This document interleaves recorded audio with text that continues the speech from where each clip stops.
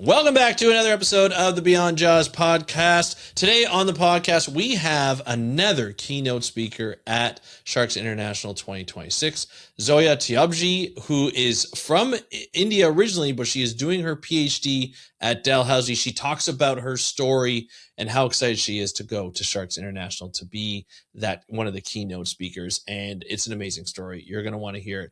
We're talking islands in the Bay of Bengal, but not where you expect. And so it's going to be a lot of fun to find out more about this island. So let's start the show. Hey, everybody, welcome back to another exciting episode of the Beyond Jaws podcast. I'm your co-host, Andrew Lewin, here with my host, Dr. David Ebert. Dave, we go to an island that I had never heard of before, and it's a place where I never expected in today's interview with Zoya Tyabji. What were you like? What did you think? You had heard of it before, and you heard about some shark stuff before because you're familiar with. Was it because you were familiar with Zoya, or have you had other people who have? I actually published a paper with some Indian colleagues on a new record of a shark from there. Oh, okay, right on. Okay, so I was aware of it. In fact, I've done a couple of new species from that part of the world. So I actually was surprisingly, I was aware of it, but that was only because I'd collaborated with a couple of people on it. If you'd asked me before that, I'd have been like, I don't know. I'd have opened up and look on a map to find the place because I didn't know about it. And so I did have a little insight, but it seems like it's one of those fascinating places in a part of the world that almost nobody knows about. And especially if you're listening today, go out and check out the Andaman Islands, where you'll hear a lot about Zoya talking about it, because Andrew and I found it fascinating. 100%. And she was working on the wildlife, and I think your comment. Well, we'll talk about your comments afterwards, but on some of the wildlife there, it was a good. It was really good. It was a clean comment. It was a good comment on the wildlife out there. But yeah, she didn't go out there to study the sharks. She went out there to do terrestrial biology out there. Yeah. And ended up coming away working on the sharks. So that's through a very, very interesting path, which again, I think it's awesome to, you start on one thing, you're going out to an island, which is kind of cool, but you're also, working on land animals and land conservation, and then getting into, as you'll hear, another type of conservation before sharks. So it's really cool for her to be able to tell us about that. And again, just goes to show that if you take opportunities, you never know what it'll turn into. Yeah. And this one definitely turned out well for Zoya, who's just finishing up her PhD, which is great. Yep. So let's get into the interview with Zoya Tyabji. Enjoy, and we'll talk to you after. Hey, Zoya, welcome to the Beyond Jaws podcast. Are you ready to talk about sharks? I am. Thanks so much for having me. Wonderful. Well, welcome to another Beyond Jaws podcast, where we have another incredible guest today, who will also be one of the keynote speakers at the upcoming Sharks International this year. Andrew and I have been featuring these several of the keynote speakers this year who have not previously been on the Beyond Jaws podcast yet. And today we have the fabulous Zoya Tyabji. I'm sorry to pronounce the name a bit, but she'll correct any letter. So anyway, we're very happy to have her here. Zoya is a PhD candidate at Dalhousie University in Canada, where she is part of the collaborative project that aims to unravel the global shark meat trade. Her doctoral research specifically examines sharks and ray fisheries and trade in India through an interdisciplinary lens that uses quantitative and qualitative approaches. Prior to her PhD, she worked as an education officer with a local NGO in the Andaman Islands, where she also conducted research on the terrestrial behavior of sea kraits and coral reef ecosystems. Seeing a research gap to fill, she started working on elasmobranchs in about 2016, and with support from funding organizations like the Conservation Leadership Program and the Rutherford Foundation.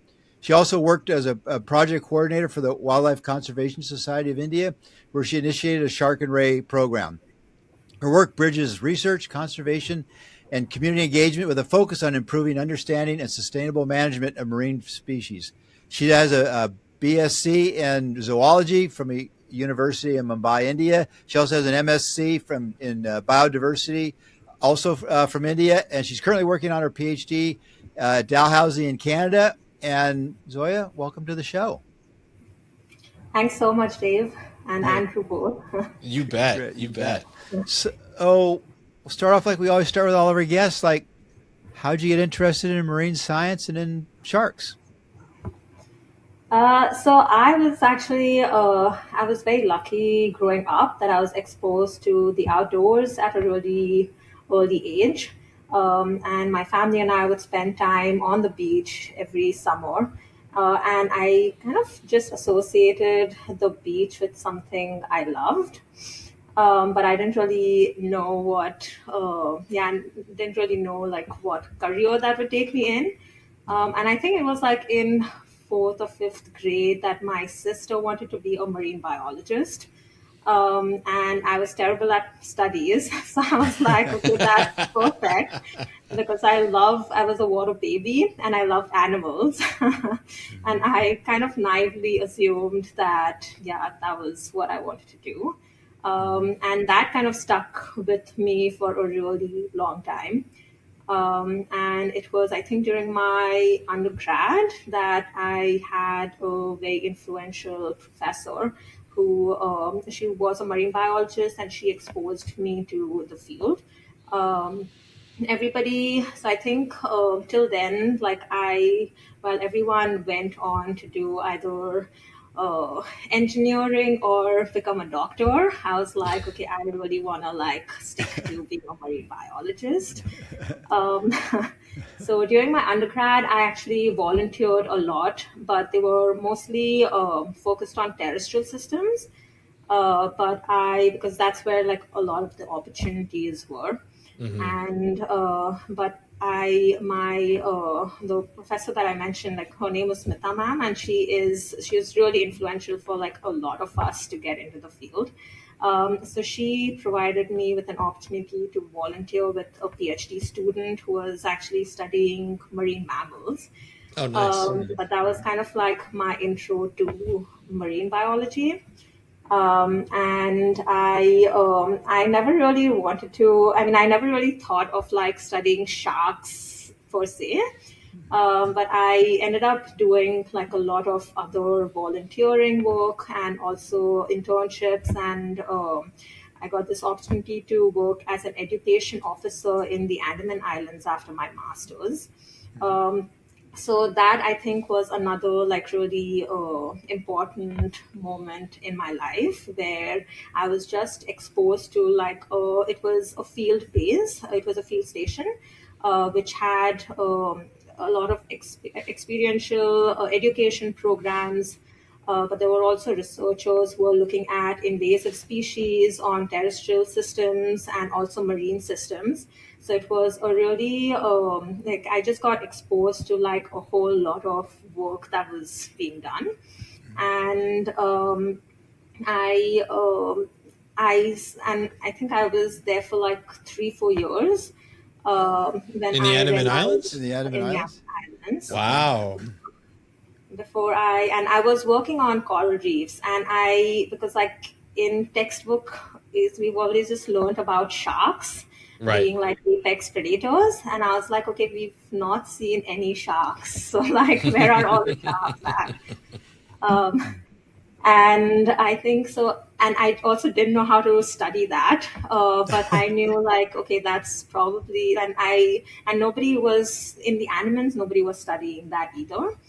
And I think I like there was another researcher, Dipani, who was also a cetacean, a marine mammal biologist. So she had just started studying sharks. She'd written a grant.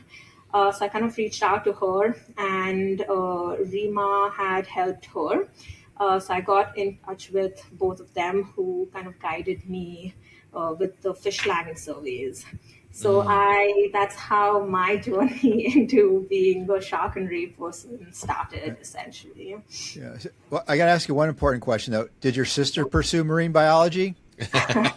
She did not, She and it was really funny because so I think we changed cities a lot growing up, and she did not have the marks, and she had really high marks, and she did not make the cutoff to get into science.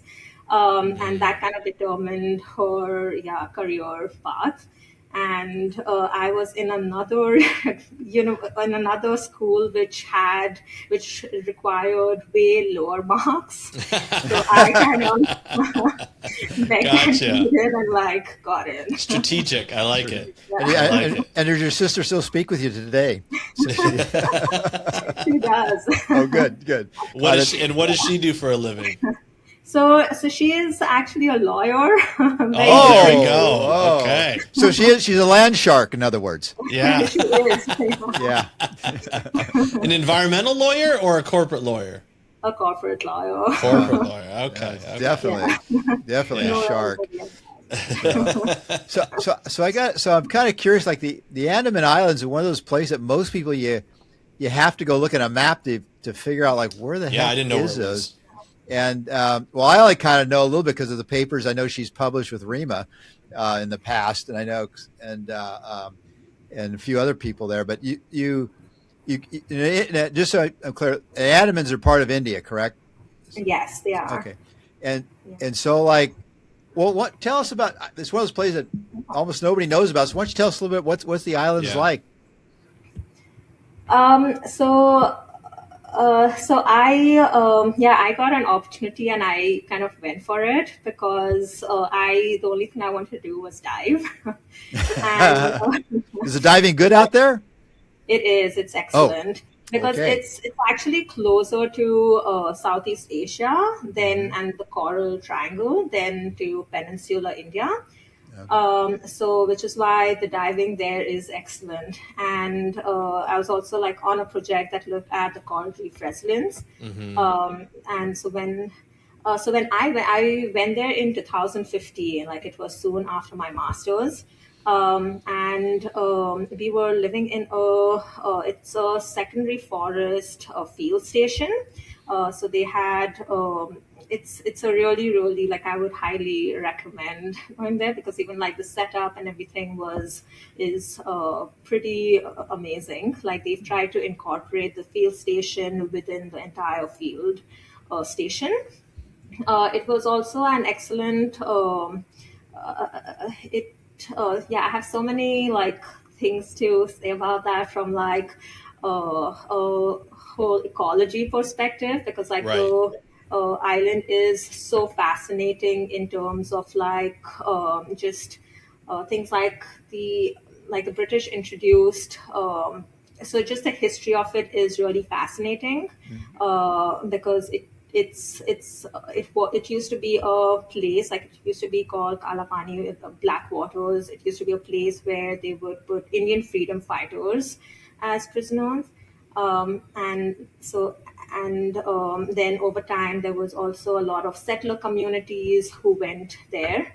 So it just has like a really and there are also tribes there, so it just has like a really interesting social aspect to it. Yeah.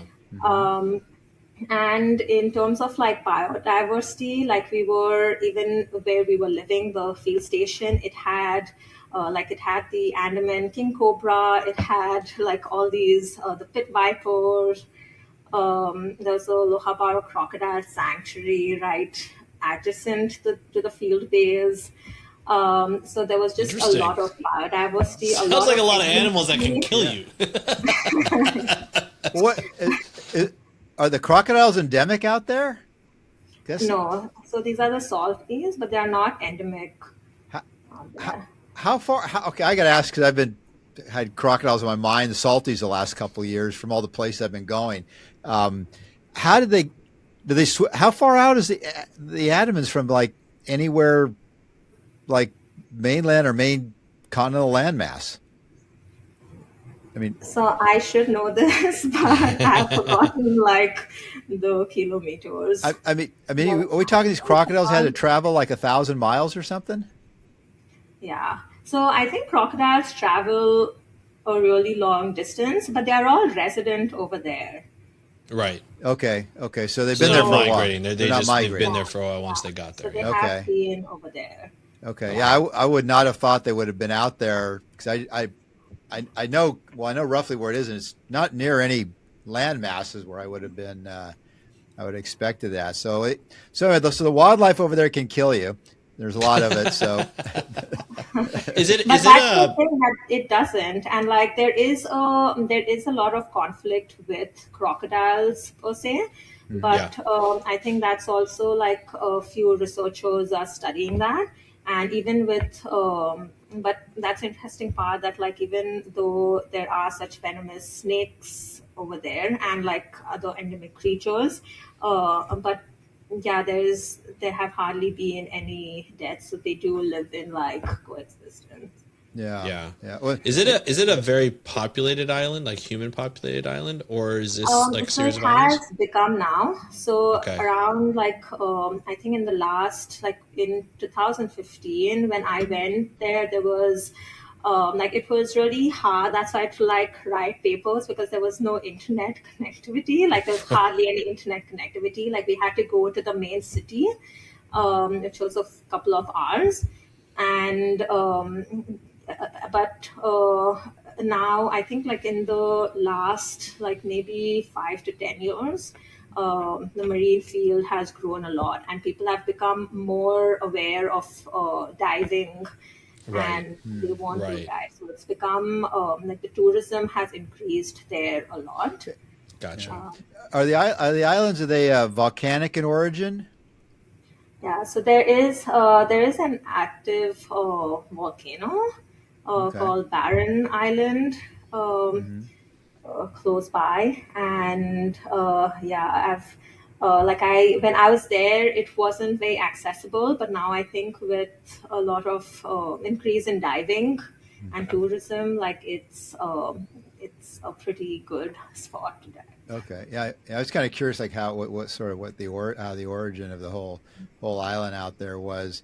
It sounded like a fascinating place. Like you have an Yeah. opportunity to go because nobody has really done anything like. Well, I say I don't know anything about the wildlife there other than what you just told us, but like with the sharks and rays out there, there really hasn't been much done out there. You know. Yeah, and that was such a interesting, like that was such a research gap Hmm. that even I, like it was such a great opportunity for me to like start and fill as well. Hmm. Okay. Oh yeah. So, but, So you mentioned earlier that like you were in when you did your zoology program, there wasn't a lot going on in the marine science. A lot of the volunteer ships and things like that were on land.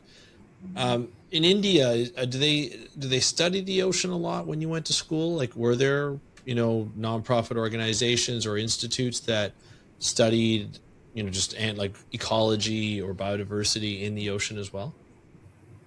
So there were a few, but I wasn't exposed to them. So I got Okay, exposed to them only after I started my own project with the gotcha. Andamans and entered the wildlife field. mhm. Yeah, but like I was not exposed to that, and even today, like I think in the last couple of years, it's people are a little aware, but even today, my parents kind of have no clue what I'm doing, and I think I made them read one of my papers, and after that, they're like, "Okay, so you count fish?" In a way. Yeah. What do Yeah. you tell them you do? So I have explained them through like various lenses, but I don't think that they actually grasp like the entire notion Right. of like what's happening. Hmm. But I Yeah. think like now sometimes when I go, I take them to like protected area, or like now it's I think there's a lot of marine stuff going on in the news. Yeah. So they send me that, and I'm like, okay, so that's something along the lines of what I'm doing. I love it. That's good. They show an interest. They're sending it to you. They're like, At least oh, we're trying okay. to It's get like, like is yeah, this yeah, it? yeah. Yeah. And Yeah. so it was in the Andaman Islands you kind of first got interested in sharks and rays. Yes. Yeah. And can you go and how is that and how can you go over that a little more? How what Yeah. happened? Yeah. So again, that was like my entry into I think the marine field. Like me, it was a very naive entry into like even just studying sharks and rays, because I had no idea what it. I don't think I was prepared for it too much. Um, but I knew I wanted to do it. So I received and I'd never interned or volunteered for anything shark related. Hmm. So I also wrote the Rufford grant, the small grant, and the Future Conservation Award by the CLP. And I got funding to carry out this. So I visited So even when I was conducting like education activities and all, I would talk to the locals a lot who would tell me about, how there used to be sharks, even divers who would tell me that. But like today, there were no sharks and rays both. But when I went to the fish landing site, that's where like just one visit, I would see like more than 200 sharks being landed from Wow. like, and there was like such a huge diversity Right. that I started. I just visited the fish landing site and just started. And I remember like even talking to a few researchers. I think that phase was pretty difficult now that I think about it, but at that time I just kind of had to go for it. But I did like I even just talking about it with researchers. A lot of researchers were kind of like they were like, no, this isn't gonna work because the fishers don't have the time, or they're not gonna give you like permission to do that. So we were also having talks of like because in coral reefs, when you take a photo, then you can kind of after that look at imagery and look at a lot of components. So I remember a few researchers kind of suggested that just go to the fish landing, take a photo, and then come back and like look at the sharks and rays through imagery and like all of that.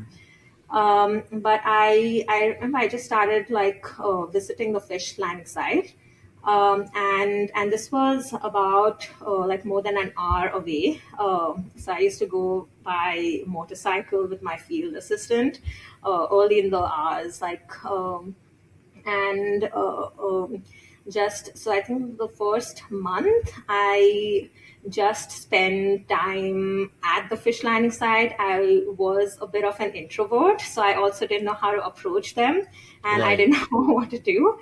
um, and I think I had something else and I couldn't go there for like a week.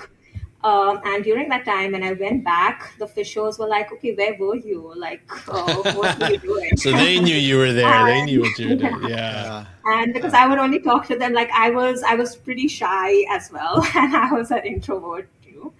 And that's like what initiated the conversations and discussions. And I kind of told them like what I was doing and what I was studying and what I was trying to look at. Yeah. But I went in with a mindset of like, I wanted to know basically what sharks and rays were found there and looking at the catch composition. So I did follow like the protocol by like Rima and other folks at the landing site.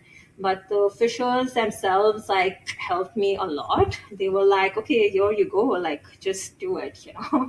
And so I think even like they were very interested in that too, because I used to like, so there was me and my field, the person who was helping me, my field assistant.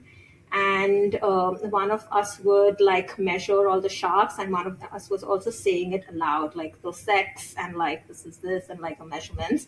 So some of the fishers were just fascinated by like how you tell a male and a female apart, or like they would give us like more information about that.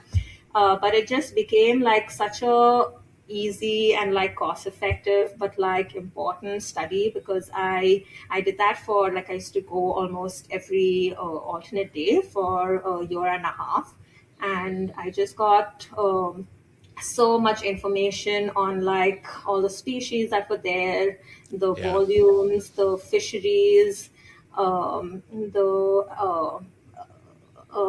the biology, like the sex, maturity, how these species are using the waters, even on like fisheries aspects, and even just talking to the fishers themselves, like listening to their stories, because like even when they ask me like questions, and I realized that even I didn't know anything beyond like maybe a hammerhead or like some basic sharks and rays when I went there. But I also like something that I was good at was like just recording and like managing the time. So I did have like a really good way to like enter the data, that like even if I didn't know something, I could kind of ask somebody later on. So there was Right. like very good photo documentation and just reporting of that. So which is why I could like look at like the biology and the catch composition aspects.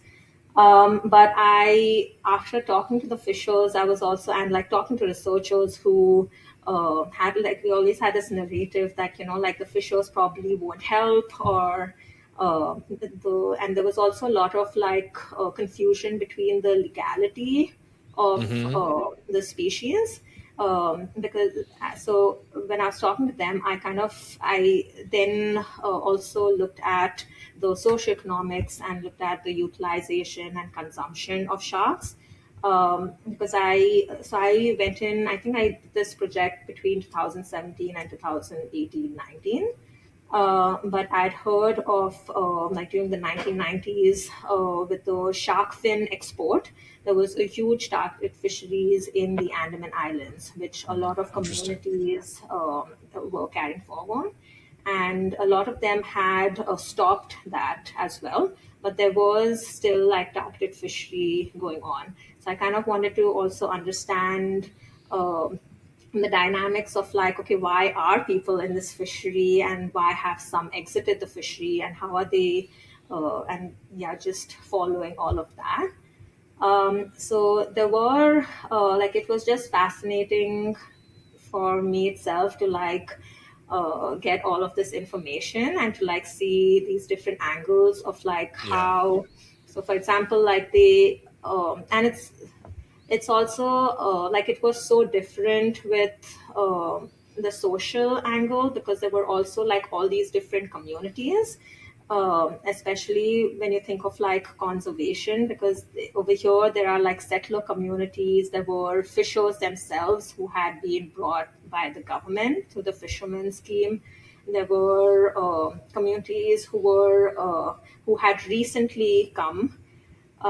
So all of them had like different access, different like, yeah, there was such a different dynamic between all those stakeholders basically, which was really interesting to me. Even like just in terms of utilization, like I saw a lot of communities who didn't normally have or consume sharks and rays, but because of like the influence of peninsular India with like coast communities over there who consumed them, that's what like gave rise to consumption in the animals. Interesting. It isn't one of the islands out there. There isn't there a very primitive tribe that lives out in the. It's actually it's a protected area that the Indian government has. It's a very tribe that lives very primitively. I guess is that is it, Yeah, so that is true. So I think you're talking about those sentinelese. the what? I'm sorry. The sentinelese. Okay, Sentinelese. Sentinelese. Uh huh. Yeah. Yes, so there are a couple of tribes in the Andamans, but yeah, there are like, I think this one in particular has been in the media a lot because of like the interaction with people. Yeah. Yeah. I was kind of curious, but 'cause I know every once in a while you come across some play or you hear something in the news about some areas that are their people are just live pr- say primitively but traditionally or however you want to phrase it, but they basically have they're still living the way they might have lived like hundreds of years ago and stuff. It's Yeah, fascinating. That kind of stuff just sort of fascinates me. I just think yeah, it's kind no, of it is. interesting that with all the stuff going on, everything and the way the world's so technologically advanced, you still got people living like just very primitive like that. Yeah. It's just really interesting. So when you Yeah, and left, it's yeah, so no, it's go ahead. also like really interesting because I think the tsunami was a 2002 tsunami that impacted the Andamans in a really yeah, it impacted the Oh Andamans. yeah, It was like a lot of even just the local communities, like just hearing their stories of like how they adapt, like what they went through and they adapted, hmm was yeah, really okay. interesting as well. Like it was really Oh fun. yeah, I didn't even think about that. How did you feel like at the beginning? You said when you first got to the Andaman Islands, you were doing a lot of work on coral reefs, and so you were wondering where the sharks were, and you were like, well, hold on, where are all these sharks? How did you feel when you went to these fish markets and you saw like hundreds of sharks, like dead sharks? What kind of questions were you asking there? So I definitely feel like I did go to from like a very glamorous field in a way to like the fish landing science, like diving every day to like yeah, Yeah, because I like even just working at the fish landing sites, like I used to be it's really stinky and it is even yeah, like it's a just dirty coming back, job. like, I could, Yeah. yeah, and I could never. Like I remember, I had my field session in the morning, and then I couldn't go back to the field days because I had to book a ticket for a train ticket or something, so I had to go to the station, and I had just gone directly after the fish landing site, and I was used to the smell by now, so it didn't really impact You didn't me. really care. But yeah, and I went there and I saw like this huge line for waiting for them to take the ticket, and I was like, okay, I waited in the line behind. And then suddenly everyone was like, no, you can go ahead. And I was like, okay, I didn't really think that much about it, but I was next in line. And then I was like, I looked behind and everybody had like their saris and dupattas on their noses. And I was like, okay, I know why I got the free pass. So I guess it's like definitely helped me in that way. Yeah. But yeah, I think I People do also like that. just had to kind of like this was a project that like I initiated and I had to do it. So I think I kind of just shut out like the emotional side of me in a way, and yeah, just like sampled. Hmm. Okay. Uh, And so after you finish, when you're out there, so you'd been out there for 3 years or so, you said, and then so what at that point, why did you decide it was time to leave? so I think like so even when I was doing it, I wasn't really like I was still learning on the job. And like today, I realize the importance of like the landing surveys and like the work that I kind of did. But when I was doing it, I had no clue because I was still learning. And so so after that, like I definitely wanted to like kind of work with the communities over there, but I also wanted to be in a space where I was growing and um, I was learning a lot more because there was not a lot of like I felt like I had kind of reached like a saturation over there. So which is why I kind of did take I took up this job opportunity in Bangalore actually because that's where WCS was based, Okay. and that's also where a lot of the wildlife organizations are based. So there is a lot more exposure to just wildlife science. Um, and soon after, I kind of got this PhD opportunity for Hmm. me. So which is why, yeah, I kind of jumped I was ship. gonna say, yeah. So what was the next step? Was how did you get from India or the Andaman Islands to India? Now you're over in Canada. Yeah. So I think, Go yeah. ahead. Sorry. Go ahead. No, no, go ahead. There was this. So because so Aaron, my supervisor, Aaron Aaron McNeil, McNeil. yes. Okay. So he had this global. He's a PI on this project, global shark meat project, Hmm. and they were probably looking for somebody in India, and Rima suggested me. So I am co-supervised by Rima and Aaron both. Okay. Oh, okay. So okay, it's kind of we're always kind of curious when people. So the next question I got to ask you because as someone who I went overseas and did my PhD, how's it been to transitioning going to a whole new country to do a PhD? Oh, so many emotions. No, it's definitely been like incredible so far on like different levels. just because of it was so as a kid I've always like dreamt of seeing and being near snow. So Yeah. and I know like every Canadian probably like hates this by now. But and I think when I came here it was also the middle of COVID. So even my journey here was so in a way it was terrible because like the situation in India with COVID was not great. And I had like about my PhD got postponed for like a year or year and a half because of visa issues, things. But also because of the travel, because of COVID, I had to come through Egypt. So I got to visit the pyramids at a Oh, time when That's there was cool. nobody cool. over there. Oh yeah. And then coming here, like it was, so I came here finally in September. So that was my first fall season. And I've only always like I've never been in a place where like it had like the fall season and like seeing the colors change, but I'd seen that in paintings and I could completely understand what the hype was about. And yeah, so a lot of like first experiences with like seeing snow, learn skiing, but also like in terms of research, like it was a completely different exposure. Like of course I had cultural shock and things, but I think like even in terms of research, like I like it was a very steep learning curve for me Hmm. for sure. Was your English? I mean, you speak very good English. Was your English pretty good when you came to Canada? Yeah, so it Yeah. was, but I definitely think I had an Indian accent, a Hmm. stronger Indian accent, maybe. Yeah. Yeah, but Uh, yeah, yeah. Okay. Yeah. Scared. Yeah. Well, like I say you definitely speak very good English. Way better than Andrew and I speak Indian. Oh, So, 100%. so 100%. we're pretty much good there.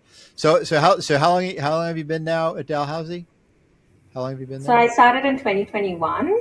Oh So wow. Okay. I'm actually yeah, I just submitted my last chapter last week. Oh, Oh, So congratulations. congratulations. So you'll be doctor really soon. so soon, hopefully. Hopefully. Yeah, if Yeah. that chapter goes through, yes. Yeah. So that was your last chapter. Then you just submitted. And Yeah. can you just share a little what your chapters were about? Yeah, so I had an incredible opportunity of like kind of taking what I had kind of done in the Andamans to India as a whole, because I had the opportunity to visit a lot of landing sites and trading sites along both the East Coast and West Coast.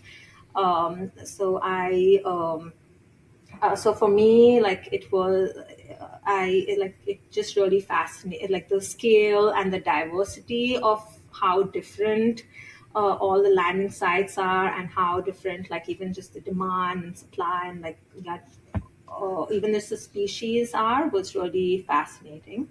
And in particular for my PhD, like I have two chapters that like I have published. So one of them was just looking. So I grew up, like I used to spend my summers on at a place called Kihim on the west coast of India, and I'd always heard like we would swim to this island.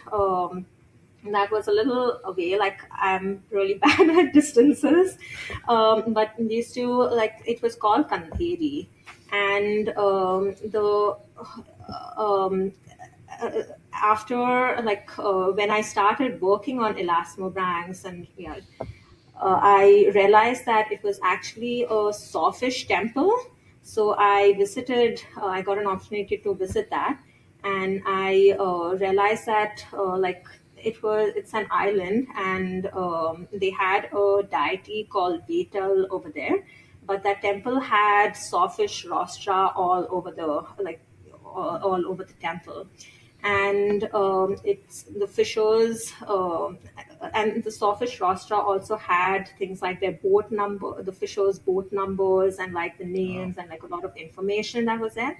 So the fishers used to offer this to the deity to protect them for harsh during the harsh weather and like seas. And so I kind of wanted to like write. It's very different, like seeing something like that, and especially when it's so close to home. And then like kind of writing that in an academic way. Yeah. But through that, like I found that even the university that I did my undergrad in had a huge collection of sawfish rostra. Oh, And so through that, like I had a study on just looking at the past and present sawfish in India. And we found that like sawfish are still, so there is a sawfish are protected in under the Indian wildlife protection law.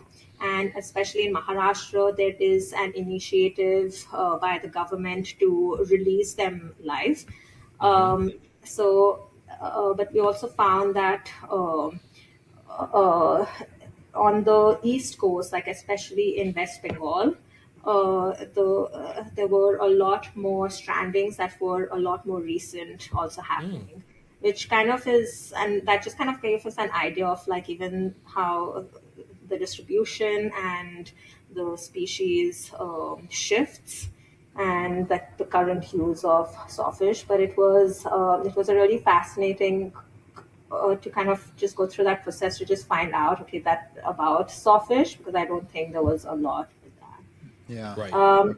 And another chapter, so I also like learned a lot of skills during my PhD. So I am like working a lot on Bayesian stats. So from like being terrified of maths and doing like really badly in school, I that's why I kind of like went into this field really lively. Yeah. But I kind of learned like the skill of academic writing and just Bayesian So, stats. so what's your expected graduation date? Do you know yet? So I'm hoping in July or Oh, wow. September. Yeah. Oh, Very cool. nice. Oh, I'm nice, hoping nice. to Nice. defend then. Yeah. So And so you got this thing coming up with the Sharks International, giving one of the keynote there. How do you feel about that? really like it's such an incredible opportunity. So like really excited on one end, but another aspect is I'm a little I think I've got like imposter syndrome. So, so I'm like hoping just to I'm just focusing on like enjoying the conference Right. and connecting with everyone Of course. really Yeah. and Yeah. spending time and enjoying Sri Lanka. Yeah. Yeah. Yes. Have you been to Sri Lanka before? I haven't. Oh, wow. So Surprisingly, no. first, Uh, being right there. Yeah, just being right there in India. You hadn't been over to Sri Lanka. You know, that'll be a nice adventure for you. And I assume you're gonna stop in and see the family too while you're over there. yes, I am. Okay, well that's good. That'll Yeah, be good. Be good yeah, to and I'm see you. definitely like considering that I've like finally finished my PhD and like Yeah, sent in. I'm not still done, but like finished my yeah, chapters. Of course. Definitely like yeah. going to take time So, and celebrate that. well, Yeah, absolutely. so where do you see your career going from here? After you finish your PhD. What are your plans? Um, that is an excellent question, and uh, honestly, it's been so I've been like I have wanted to be a marine biologist since I've been a kid, and doing a PhD has been my dream. And now that I'm at the stage, I have no clue. No clue. That's good. So Typical yeah, marine so biologist. Yeah, sounds about right. Yeah, they don't really tell you what to do after you finish your degrees. yeah. So, So well, that's I'm good. gonna, I'm just gonna, I've tried to like really pick up on all the skills that I've kind of learned in my PhD and before that. So I'm pretty open, and I'm just gonna be, see where See what life kind of happens. takes me. Yeah. Okay, well, that's good. Did you think you'll go back to India, or are you just going to see where career takes you. Yeah, probably see where my career takes. And so I'm Okay. definitely going to, like, I still collaborate with the undergrad course that Hmm. I was in. Hmm. And so I definitely will continue to collaborate with people in India and Yeah. America Yeah. there. That's really great to hear your story, Zoya, and congratulations on your giving the keynote there, and congratulations on finishing your PhD. Yeah, that's That's a biggie. huge, That's a biggie. huge. And well, anyway, we'll look forward to that. So early in your career now, we'll look forward to having you on again in the future, and you can update us on what you're doing and where you're at and stuff. So, and now you've been on the show, it'll be great. You'll know the routine next time. So Yeah, no, that'll be thanks so much great. for having me. Like, it was Of really course. wonderful talking to both of you. Of Yeah. course, and good luck with your keynote. It's going to be Yep. great. You definitely deserve to be there, Yep. and I can't wait for everybody else to hear your story. So it's going to be a wonderful opportunity for you. Yep. Thank you so much. Thank you, Zoya, for joining us on today's episode of the Beyond Jaws podcast. It was phenomenal to hear. Like Dave, for me, as someone who lives in Canada, we have the privilege of having a lot of Indian immigrants who have come over to live their life in Canada, and I'm learning the landscape of India. That people are telling me where they're from, and so it's kind of cool to learn about the different parts of India. Zoya is from Mumbai and in the west part of India. I know a lot of people who are on the east coast of India. And then we go to the Andaman Islands, which is, I didn't even know was part of India. It looks like it's just at the tail end or the northern part of Indonesia, just to the west of Myanmar and Thailand. Very interesting area because it's essentially is the Southeast Pacific.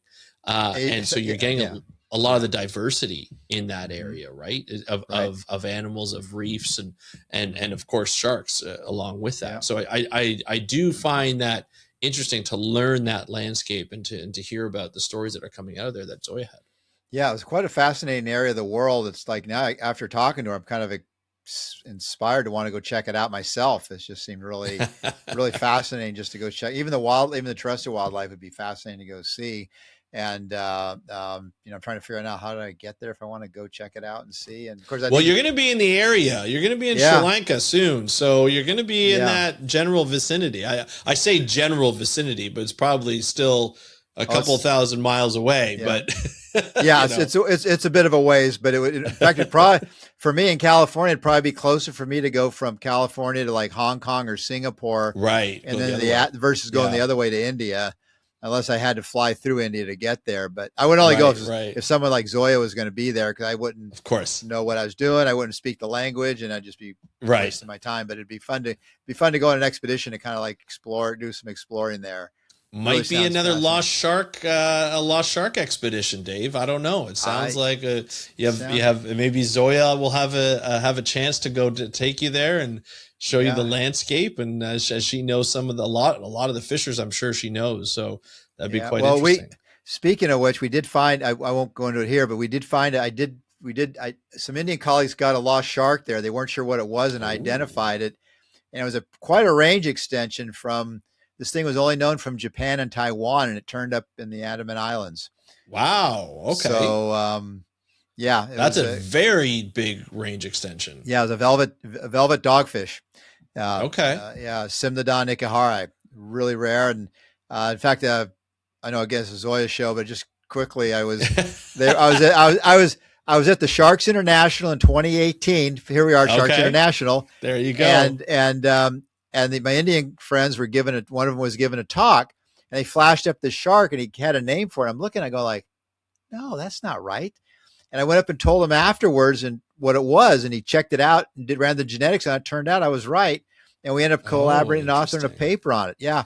This is what happens when you're at a conference. You just never know. And this is at Sharks International. That's awesome. Yeah. So I'm looking forward to seeing my Indian colleagues, meeting Zoya in person. So looking forward to that and hear some more lost shark stories. So absolutely. Yeah. So you asked me if I knew about the Andaman Islands. I kind of. So you did know about you did know about the Andaman Islands, but you haven't been there, and I think it'd be cool for you to go and for us to see the landscape in a lost shark, extinct or alive episode. I think that'd be a lot of fun. But one of the things that we mentioned at the beginning before the interview, you mentioned it, that I did mention how how it was. I did make a comment about, hey, like you're out there studying coral reefs, as you mentioned in your interview, or working on coral reefs. And then you go and you start going to the fish markets, or, or the fish landing sites, not even the fish markets, the fish landing sites, where you're going into a bit of a messier situation. It's not as pleasant as scuba diving on a coral reef and maybe doing some fish counts and maybe doing some health checks on some reefs, and you're going into these landing sites where it's essentially dead fish and dead sharks. Yeah. Dave, you have a lot of experience in that. Yeah. How long does it take you to get used to that? I got into it pretty quickly because I started out doing that. I laugh because I didn't start out doing coral reefs. It's always, if you start out doing coral reefs, maybe it's different. It's a lot harder to go from the coral reefs to the stinky fish markets. But if you start in the stinky fish markets, everything's uphill for there. True. Yeah. I mean, some of the places I've tried to expel in other shows, like the smell conditions can be pretty overwhelming at times if you're not used to it. And even if you are used to it, it can still be pretty overwhelming. And but you just get used to it, and sometimes you can adjust quicker than others. And there's a lot of other factors too. But yeah, the smells something that can really cause problems sometimes. You just gotta, I'm sure. Especially if you could be diving on coral reefs. So yes, absolutely. Yeah. So, well, this has been amazing, Zoya. We want to thank you so much for spending some time. We tried to, just a little behind the scenes, we tried to interview her a couple of times. One time I fell through, one time her power went out, and then unfortunately she wasn't feeling well. Now we're here finally, and it was definitely worth the wait to have her on the podcast. So congratulations on being the keynote. Enjoy Sharks International, as I'm sure you will. And I'm sure a lot of people are going to enjoy hearing your story and getting to know you more at the conference. That's going to be fun. Dave, I'm going to put her social media down underneath here in the comments or in the description. So if you have any questions or comments, please feel free to put in the comments if you're watching this on YouTube. And Dave, people want to get to know you and see more of your creations and your work. How would they do that? I have a YouTube channel at Lost Shark Guy, and Andrew and I have been producing a documentary series called Extinct or Alive. Actually, Searching for Lost Sharks, Extinct or Alive. And episode 5 is now posted, so please check that out, and please consider subscribing. And I'm also, you can catch me up on Instagram, same at Lost Shark Guy. Yeah, and of course, if you want to get a hold of us at the Beyond Jaws podcast, you can just go to Instagram at Beyond Jaws Pod, and of course, go to the Beyond Jaws podcast YouTube channel, where you're probably watching this, and you get to see Zoya speak, and you get to see us speak as well. So if you want to get to do that, you can just go to our YouTube channel. And we want to thank you so much, from Dave and I. Thank you so much for joining us on this episode of the Beyond Jaws podcast. Have a great day. We'll talk to you next time, and happy conservation.